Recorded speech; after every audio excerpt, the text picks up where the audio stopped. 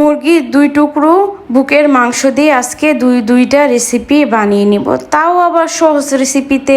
আমার রেসিপি দেখে আপনিও বানিয়ে নিতে পারেন ঘরোয়া কিছু উপকরণ দিয়ে। এই তো আমি মুরগির বুকের মাংসগুলো ছোটো ছোটো করে পিস করে নিব, তেমন বড় করব না, একদম ছোটো পিসই লাগবে আমার। ছোটো পিস করার পর এখানে আদা, তারপর ম্যাগি মশলা, শুকনো মরিচ এবং লবণ দিয়ে ভালোভাবে মশলার সাথে মুরগির মাংসগুলো মেশাতে হবে, যেন মশলাগুলো মুরগির মাংসর ভিতরে ভালোভাবে ঢুকে যায়। তারপর চলে আসলাম ময়দা নিলাম, তারপর লবণ এবং শুকনো মরিচ নিব। মরিচের সাথে ভালোভাবে ময়দাটা মেশাতে হবে।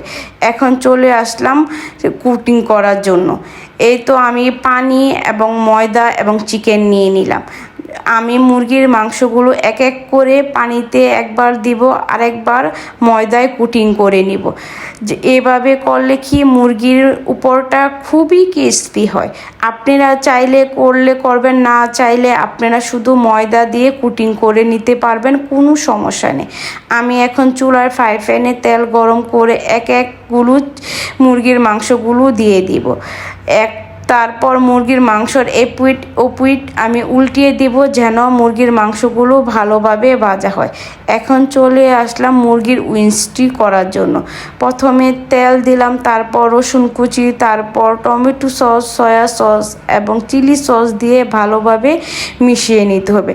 তারপর চিকেনগুলো এক এক করে সসের সাথে ভালোভাবে মিশিয়ে নিতে হবে। আমি একটু ফ্লেভারের জন্য ঘি দিলাম, যদি হাতের কাছে থাকে তাহলে দিবেন, যদি না থাকে না দিবেন, কোনো সমস্যা নেই। তার উপর আমি গোলমরিচ দিয়ে এখন চলে আসলাম পরিবেশন করার জন্য।